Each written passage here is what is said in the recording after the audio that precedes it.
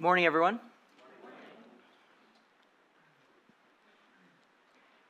Do your job.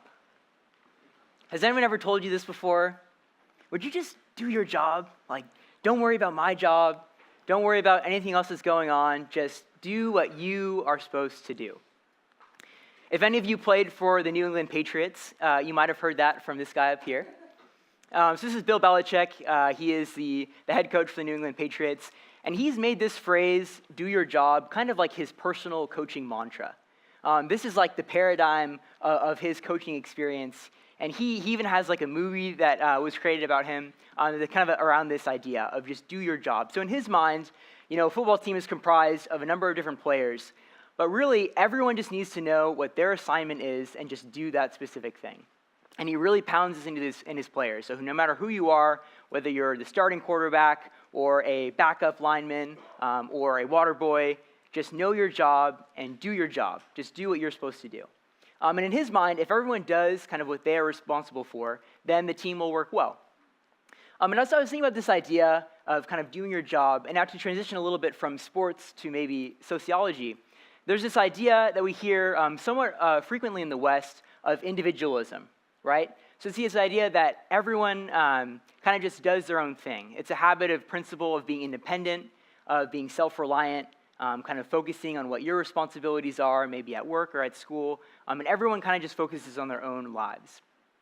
And while I think that there is some merit to the ideas of Bill Belichick and kind of this idea of individualism, one of the things that I want to explore this morning is maybe how it's not as relevant in the Christian life, or maybe some ways in which we need to stray away from this idea of individualism. So again, individualism I do think has some merit. I don't want to rip on Bill Belichick because he's a very successful football coach, but I don't think that it applies to all aspects of life. And one of the reasons where I found this actually recently was through my job. Which is a great source of illustrations. If you ever need an illustration, just find a job and you'll find something. So I was having a conversation with my boss, and he kind of pulled me aside and he said, Amir, you do a good job with the work that I give you. Like, I can pretty much trust that if I give you something to do, that you're going to take care of it and you can do it. You're pretty independent and you get things done without asking a lot of questions. But he asked me, Amir, what do you do, though, for the betterment of the team as a whole? Where are you looking for areas to improve other workflows or optimize other areas of the company that aren't directly related to your own? And I stopped and I was like, that's not my job. like, I get paid to do my job. Why would I look to do other people's jobs as well? Obviously, internally, I'm having this monologue.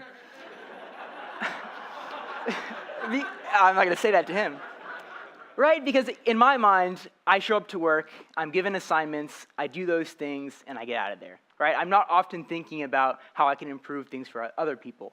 But as I was thinking about this idea, I realized that he was right. And kind of as he would come to tell me, as when you start a job, really you are kind of just focused in on what you're supposed to do. Right? You're given responsibilities, maybe it's overwhelming. But as you mature as an employee, kind of in his mind, one of the signs of maturing is that you start to look at other kind of general processes, right? Like, not only what do I do, but how can I help other people do what they're doing more efficiently and more effectively? And I thought, that's actually a pretty good idea, not only in the professional sense, but I think also in the spiritual sense. And what I came to realize is that kind of that same mindset that I have at work of, I'm going to do a really good job at my things, but not really worry about other people's things. I think that I also take that same mindset into my spiritual life sometimes. I have this idea of spiritual individualism, where I'm kind of like this guy, right? I have my cross, I'm in the middle of nowhere, I'm carrying my cross, and you carry your cross over there, and we can both do these things, but not together, right? We kind of have our own spiritual lives. And I think that that's kind of a pervading feeling that I have, is that, I've got enough kind of going on in my own spiritual life. I have my own struggles and my own things that I kind of have to work through and wrestle through, that I don't really have time to focus on what other people are wrestling with. I kind of think of my spiritual life as kind of a solo pursuit, or it's between me and God, and your spiritual life can be between you and God. And if we all just focus on our own individual spiritual lives, then things will go well. But I don't really think that that's accurate. And I think that the passage today is really going to encourage us away from that idea. And I found this passage today just extremely kind of motivating and inspiring for myself. I've gotten a lot of application from it, and so I hope that some of you may get some as well. To kind of go back to our passage for today, so Paul versus Belichick, right? What are we going to see this morning? I think that Paul proposes kind of an anti-Belichickian view of spiritual responsibility. And again, Bill Belichick, he's probably a great guy. Nothing against him. But I think some of his ideas don't really apply in the spiritual sense.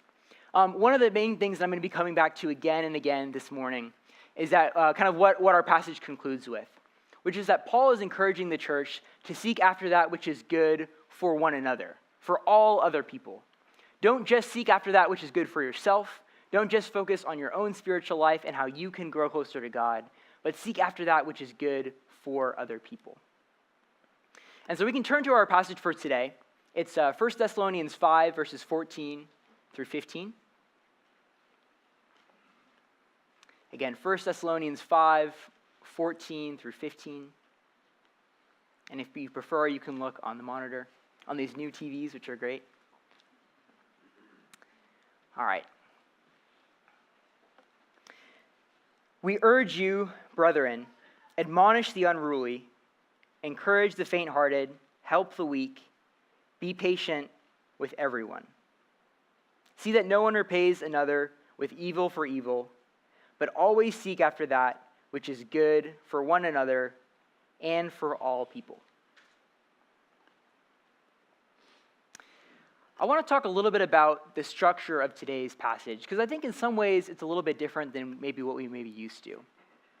If we think of kind of a typical structure, maybe of, an essay that you've written or kind of just a general, passage that you've read, we usually think of the structure of kind of having the thesis on the top, right? You have your thesis, your main point that you start with, and then after that you kind of progress into your points of application. So you tell them kind of what the main thrust of it is, what you're going to say, and then you go into the specific examples of trying to kind of bolster that point or to, just structure it. So we kind of have that thesis first, and then supporting points and application follow afterwards. But in today's passage, I think it's interesting that it kind of follows a reverse structure. I think it's really interesting that Paul chose to do it that way. We're going to see that we have application points that come first. We're going to look at 5 main applications of this idea of seeking after that which is good for one another. And so those 5 things are going to be listed kind of at the onset of the passage. And then in the conclusion of the passage, we're going to get kind of the thesis. I think what it's the underlying idea, which is going to draw all those 5 things together. I think sometimes when we read through, a list of exhortation, it can be kind of easy to kind of just breeze by it and be like, all right, like these are all good things to do, do this, do that. But I think that if we look at the structure of this passage and we see what the very end of it says and almost kind of focus on that at the onset, that's going to add a lot of clarity to the rest of the points that are brought up before that. So in some ways, we're going to be working backwards here a little bit. But kind of just to show you what I mean through the passage. Highlighted in red here, this is what I see as kind of the main thesis or the main thrust of the passage, that we seek after that which is good for one another and for all people. And then, the how, the explanation of what that actually looks like in our lives is what precedes that, right? That we're going to admonish the unruly, help the weak, encourage other people. So these points of application actually come before the main thesis of our passage. So again, this morning we're going to be looking at this idea of acting with the good of other people in mind. Not having a spiritually isolated life, but seeking after that which is good for other people. And we're going to look at 5 ways that we can do that. Through admonishing the unruly, through encouraging those who are faint-hearted, helping the weak, being patient with everyone, and lastly, let no one repay evil for evil. So let's get into that first point. Our first point today is we're going to look at how we can seek the good for other people through admonishing the unruly. And I first want to look at kind of how Paul introduces this section. It says that Paul urges the brethren. And I think that even just that one word, we can kind of get a good context of what's going on here, right? Like, you don't have to urge people to do things that they're really excited about doing on their own, right? When I was growing up, no one had to urge me to sleep in. I loved doing that. Still today, right? No one is going to be like, Amir, like, you really need to sleep in more. You're not getting enough sleep. Maybe that might be true, but I will do that. Or running. I love to run. No one ever needs to urge me to do that because it's something that I really enjoy doing. But admonishment is difficult, right? And that's why Paul is urging the Thessalonians to do that. admonishment is it's kind of uncomfortable sometimes, right? We don't always know what it's going to look like. We don't always know if we have the right words. We're afraid of how that might affect our relationship with the person who we're seeking to admonish. In a lot of ways, it's just easier to not really do it, right? To kind of just step away and say, you know what, I'm going to carry my cross over here. I'm sure that person will figure out their things as they go on, but I don't really want to get involved, or I don't really understand the situation well enough. Admonishment can be difficult. And I think that's why Paul is urging the Thessalonians to do it, right? And if we think back to, again, our thesis for today, if we're seeking after that which is good for one another, it's going to sometimes require doing some uncomfortable things. And so we're going to have to let that be our motivation behind doing some of these things, which otherwise we may not want to do. So admonishment is difficult and uncomfortable, and that's why Paul is urging the Thessalonians to do it. Because even though it is those things, it is also what we can do to seek which is good for one another. Paul is also urging the brethren here. And I think this is also important to point out, that Paul is not urging everyone everywhere to admonish the unruly people around them. Okay, there's a very specific kind of sample size or application, right, a pool of people who this applies to. Paul is calling on Christians to admonish other Christians.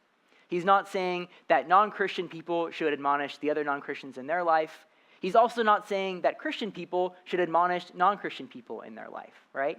There's a very specific application of this verse, which is that the brethren, those who believe, those who have given up their life for Jesus and have agreed to follow him, these are the people who should be admonishing each other. So again, the biblical responsibility for this idea of admonishment is placed on those who believe. They are the ones who should be acting this out. So what does it mean to admonish? Have any of you ever, come across a word that you think you understand until someone asks you to define it? And then you're like, maybe I don't actually know. You kind of talk around it a little bit, but I think admonishment is kind of one of those words for me. I think I've heard it before. I'm sure that I'd read it, but I don't think I really understood what it meant. And so I decided to do a little bit more digging and try to figure out, okay, if I'm supposed to admonish people and I have the idea that I don't really want to do that, maybe if I find out more about it, maybe that'll make me more inclined to do it. Or maybe it won't, but I should still do that anyway. So, admonishment, right? I looked up the Greek word, and it's noutheteo, and my Greek pronunciation isn't what it used to be. Not that it's ever been great.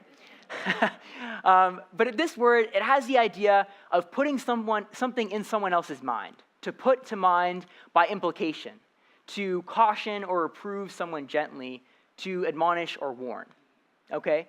And I think that, before I really looked into this word, I think I had kind of a skewed perspective of what this word actually meant. This is saying that we are supposed to caution and warn other people. To admonish someone is to see something which is going on in their life and to want to warn them about it, right? Warning is not the same thing as disparaging or ridiculing. And I think that that's the idea that I had more behind this word of admonish. When I hear the word admonish, I think of like calling someone out, right? Like a teacher who calls out a kid who's texting on his phone, right? Like that kind of like that public embarrassment or that point of, kind of applying your authority onto someone else to make them feel uncomfortable. That's not what this word admonishment means. It's not a way to put someone down, to ridicule them, to kind of try to like peer pressure them into doing the right thing. It has the idea of gently reproving, right? To warn someone. You're giving caution to another person. You're kind of looking at their life, maybe looking at something that they're doing, and recognizing that that might not be the best thing for them. So not ridicule, gently reproving. So with the idea of admonishing, who are the unruly? Who are we supposed to be admonishing? As I looked into this word unruly, I found that it can mean more someone who is undisciplined or insubordinate. Because when I thought of this passage, initially I was like, I'm the admonisher, and people who do bad things are the unruly. And so I really need to kind of step up in this place of admonishing others. But I think that one thing that we'll see through this passage is that we can all be kind of all of these things, right? I don't think that the admonishers are one pool of people and the unruly are another pool of people. And it's always the admonishers who are going to admonish the unruly. I think that all of us at different times in our life can be unruly, right? We can all be undisciplined in some way. We can all be insubordinate in some way. And then also sometimes we're going to see that in other people. And we're going to be the ones who are to admonish them.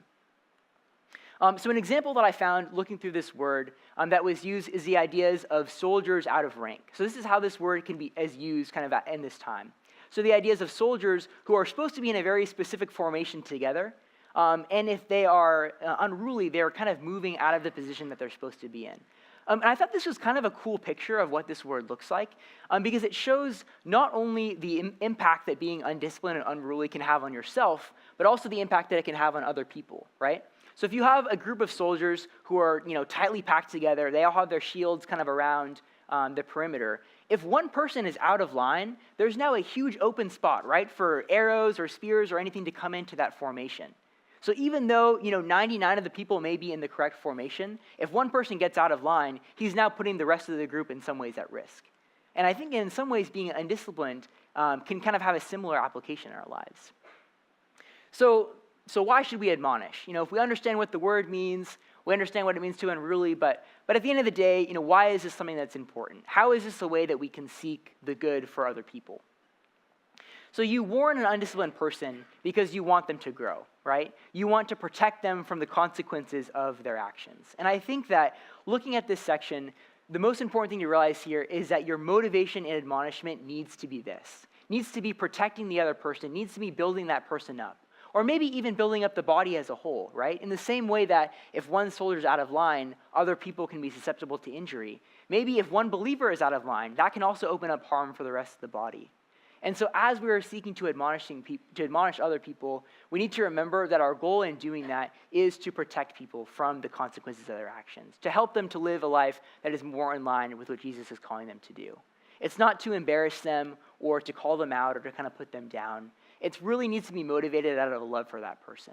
And so again, going back to our thesis for this morning, if we're really seeking after that which is good for one another, one of the applications of that is to call people out in this admonishment sense. Again, gently, reproving them, hoping to restore them, but doing so because we recognize that whatever currently they're living in is not the best for them, and it's not going to have the best outcomes down the road. And again, unruliness, like a soldier out of rank, can also negatively affect a broader group of people. So not only do we want to be admonishing people for their own sake, but also for the sake of the greater body as well.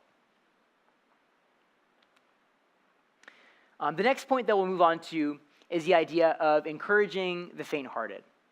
Faint-hearted is, again, another word that I wanted to look into a little bit, because I think it's easy to think you understand it and maybe not actually know what it's saying. So this word, it's a compound word, and it literally means little-spirited. So oligo means little or small, and then suke is like your soul or your spirit. So this word literally means those who are small and in kind of spiritual stature. And again, I think that this, again, in the same way that the last section applied to multiple people, I think that this word also can be applied more generally. I don't think that there are some people who are always little in spirit, but I think that all of us, and sometimes, can feel like our spirit is small, right? Can be dealing with things that make us feel like we need encouragement, that just we don't really have the spiritual or emotional stamina to deal with whatever it is that we are going through. And so I wanted to look at, how do we do this? What can we do to encourage people who are faint-hearted, maybe who are struggling to have faith in a certain situation? And I think one of the things that which is maybe most important and hardest for me to kind of come to terms with is that encouraging the faint-hearted doesn't mean to solve problems for people.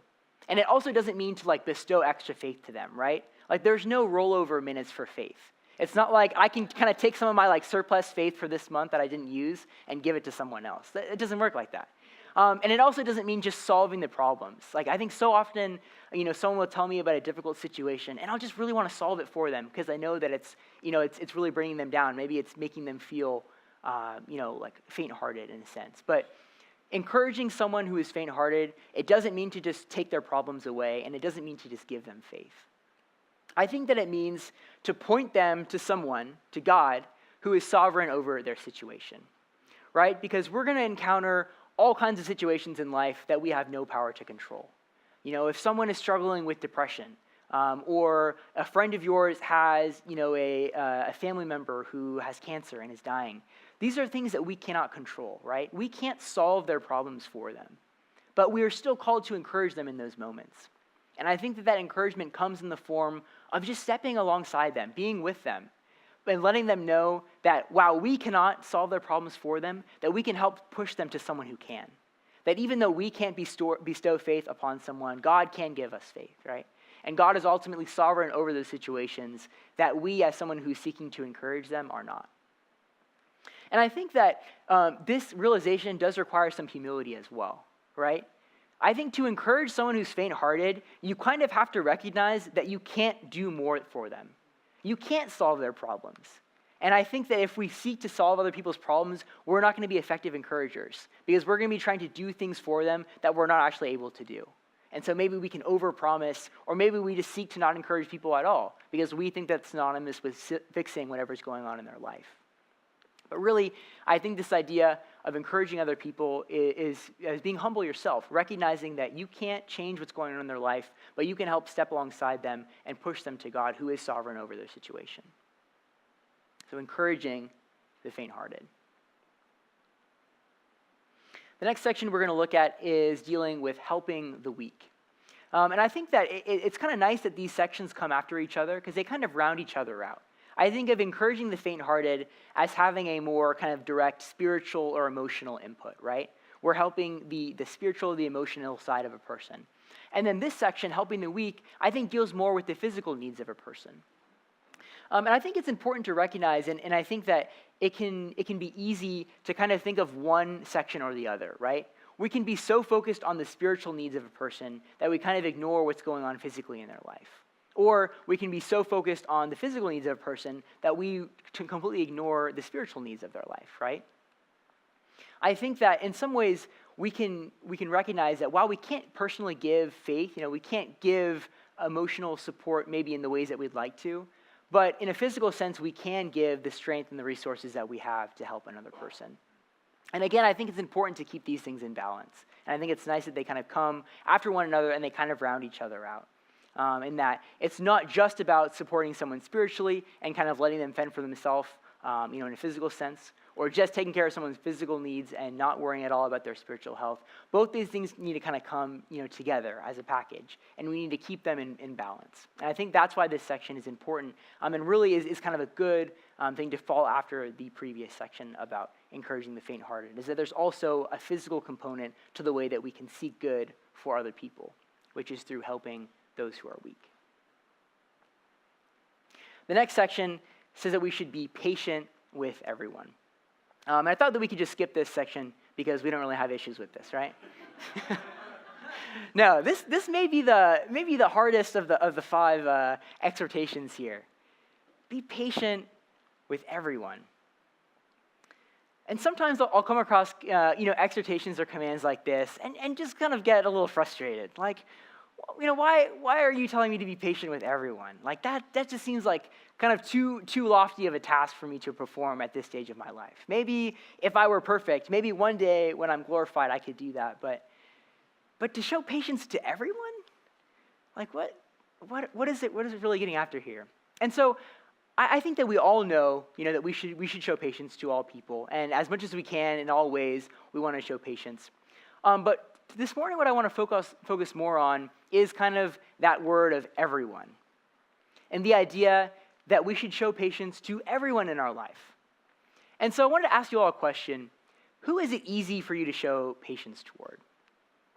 Are you more generous with your patience to some people? Maybe, you would like to ask someone out on a date. And so you are going to show them a little more patience than you normally would if they're late or something like that. Or maybe, your boss is late in giving you something, but you're going to show them a little more patience because they matter a little bit more than other people, right? They have a little more sway, or, they can do things for you. I think that as I was thinking about this idea of showing patience to everyone, it was the everyone part that really struck out to me, because I think that there are some people who I much more readily show patience to. For whatever reason, maybe just our personalities kind of sync better. Maybe I feel like they struggle in ways that are more similar to the ways that I do. And so for whatever reason, I think it's easier for me to kind of see what they're going through and just show them a little more patience. But I think also there are a lot of people who I show patience maybe more sparingly to, right? People who I feel like are just constantly erring in the same way, who aren't learning from the mistakes that they're making. And it kind of just gets to the point where it's a little frustrating. And I just think like, I don't really want to show you patience anymore because I've tried to be patient with you in this way 10 times.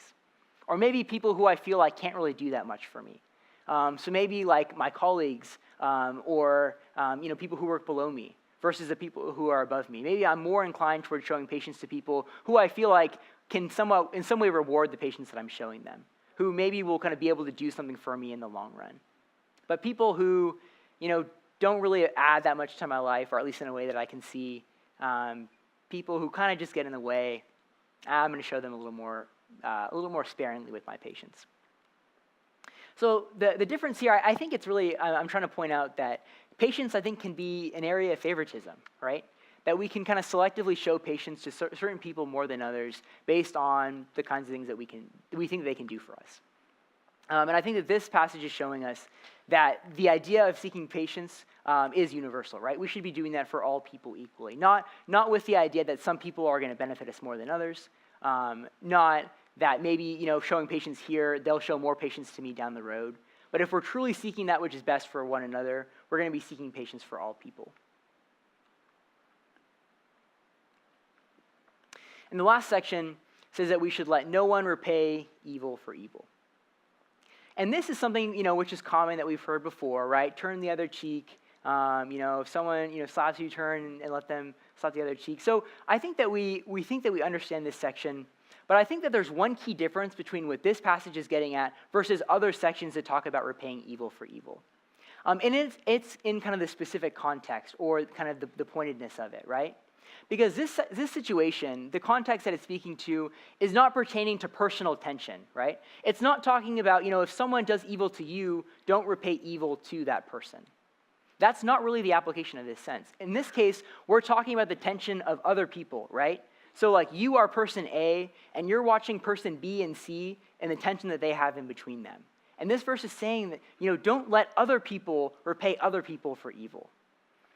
And I think this really connects back to what I talked about this morning, or earlier today, as far as that spiritual kind of isolationism and individualism. I think in a lot of ways, I don't really want to get involved in other people's issues, right? Like if someone has, beef or tension with me, like, okay, maybe then I can turn the other cheek. Maybe then I can address that person. But I'm not always really looking and excited to get involved in the issues of other people, right? But I think this verse is really saying to do exactly that. To not let other people repay evil for evil. And so I look through a couple of excuses that I tell myself. And originally, I titled this section as Temptations, because I was like, I could be tempted to not intervene, but really they're just excuses. I think Temptations was putting it in too strongly a word. I think in a lot of ways, I just make excuses for why I shouldn't get involved in other people's issues because I'm not a very confrontational person and I just don't really want to get involved, right? So sometimes they'll say, well, they'll figure it out themselves. They're both very mature Christians. I'm sure that they've dealt with these kinds of things before. I don't really want to get involved because I don't want to throw in another wrench into the situation. I don't want to help them resolve this tension because I think that they can pretty much do it on their own. Or maybe I'll say, I just don't want to get involved. I have enough issues myself. I have all of these people who I'm kind of struggling to get along with, and that's taking up a lot of my time. How can I then step in to help someone else resolve the tension in their life? I took Peacemakers, but I got a C+. I barely passed. How can I be expected to then step in and resolve this issue that someone else is having, right? It's hard, and I don't want to do it. I don't want to get involved in the tension or the stress of another person's life. Or I'll say, I don't fully understand the issue, right? Context is really important, and this feud goes back several years. I'm sure that there are other people in the church, in the congregation, who know a lot more about this situation. So I'm not going to tell them to get involved, but I'm just not going to get involved, because they should know that they should get involved in it, right? I'm just going to kind of step back, and hopefully other people will figure out where they are supposed to help, right? I don't fully understand the issue that's going on. Or maybe I'll say, I'm not qualified to help with that, right? I'm not an elder. Again, I have a lot of issues myself. I'm struggling with things personally. I can't really do anything for that person at this time. I think these are all things that I tend to tell myself because I'm afraid of what might happen if I do, right? I'm afraid of getting involved in a situation. Maybe it's just because of the time that it's going to take. Maybe I just think that I'm more, I have more important things to do, or I'm more preoccupied with kind of the own situations in my life that I don't really want to step into a situation which is going to require a lot of me emotionally. Maybe I just feel like I'm kind of emotionally burnt out and I don't have the wherewithal to help another person. But I think that, these excuses, as readily, available as they are and as quickly as they'll come to my mind, I think that they're just that. And not that I'm saying, and not that I think this passage is saying, that we should just be running around trying to get involved in everyone's drama, right? I don't think that's what this passage is saying. But I think the idea behind here is that we are all looking out for one another's health, right? Spiritual health. We're all seeking that which is good for one another. And so if we see people who are in conflict, and you've probably experienced this yourself, right? If you're in conflict with another person, you can have very much like tunnel vision, right? You're not really seeing the person for who they really are. You're not really seeing the situation as a whole. But if a third person comes in, they can have a little more clarity as to the gravity of what's going on there. And I think sometimes it can be as easy as that. It's just bringing in a fresh perspective. And I think really what's behind it is caring enough about people that we're willing to do something which is a little bit uncomfortable. Caring enough about people that we're willing to step into the struggles that they're having with another person and that we're willing to help them out. So do I seek to reconcile other people to each other? Am I so focused on just the areas that I need to grow in that I don't see the areas that other people could really use my help? Or maybe just a listening ear. Do I seek to reconcile other people to one another, or do I kind of just focus on my own spiritual journey? So to kind of bring everything full circle, I just want to kind of come back and recap what we've talked about this morning in today's passage. So again, the thesis, or kind of the main point that I think ties all of these subpoints together, is that we are to act in a way which is good for others, right? We're to have other people in our mind. And we're not to kind of get lost in our own isolated view of the world, in our own kind of spiritual journey or progression, but we're to seek, how can I help other people around me? How can I do things that are going to be good for those who I encounter? And I think this passage nicely lays out 5 ways that we can do that. We can admonish the unruly, again, kind of gently reproving them, coming alongside them, cautioning them, knowing that that caution is going to be for their benefit in the long run, not just putting them down or disparaging them. We can encourage the faint-hearted, again, recognizing our own limitations in that, recognizing that, we don't have the means to completely solve their problems or give them faith, but we can step alongside them and point them to God, who can help them, who can give them faith and be that support that they need. We can help the weak. We can use the physical strength that we have given, the resources, the financial resources that we have to help people who are in a different position than we are, who maybe need that assistance in a very physical sense. We can be patient with everyone, not just those people who we like or who we get along with, but we can seek to be patient to people who kind of grind our gears a little bit and maybe who we don't feel like even deserve our patience. We can seek to show patience to those people. And we can let no one repay evil for evil. We can care enough about people that we're willing to step into the situations that they have, that they're going through that are difficult. We can care about them enough to enter into that in their lives. So I want to end kind of with a general question for all of you, and I'll kind of separate it into 2 different parts. As you think about this idea of acting for the good of one another, as you see kind of the main application points today, if you find that, that you're not really doing these things, that you don't really either have the motivation or feel that you're qualified to do that, I just want you to ask yourself, why isn't it that I'm doing these things? Maybe what lies am I telling myself that are precluding me from doing these things? Maybe are you telling yourself that you're just not qualified enough, or that you don't have the time or the capacity, that you're afraid of hurting someone's feelings? What are the things that you're telling yourself that are keeping you from acting in this way? And then on the other side, if you look at this list and you're like, 1, 2, 3, 4, 5, I'm doing all those perfectly. You can check my journal. I've got them all down there. If that's you, I want you to ask yourself, why am I doing these things? Why am I admonishing? Why am I encouraging? Is it because I think that I'm good at these things? Is it because, it kind of makes me feel better about my own spiritual life or progression? Or is it really because I'm seeking the good for other people? What is your motivation behind the ways that you're caring for other people? So if we can have those things in mind, and again, in everything that we do in these 5 applications and in all other areas of life, let our guiding principle be that we want to seek that which is good for other people. And ultimately, because of the love that God has given to us, we want to show that to other people in a variety of ways, however we can. Let's pray.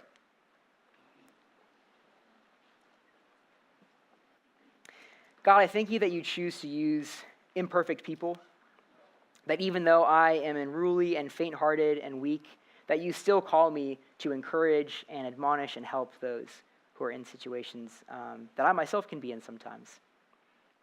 I pray that I would love people enough to put myself in uncomfortable situations. I pray that I would sacrifice my own time and emotional energy for the benefit of others and for the body.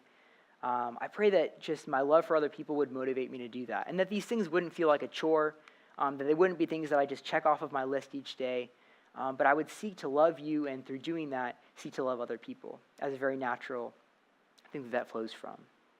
So God, I thank you for this passage. I thank you for this time this morning, and I pray that you'd continually to be working in our lives to bring out these things which you are teaching us. In your name, amen.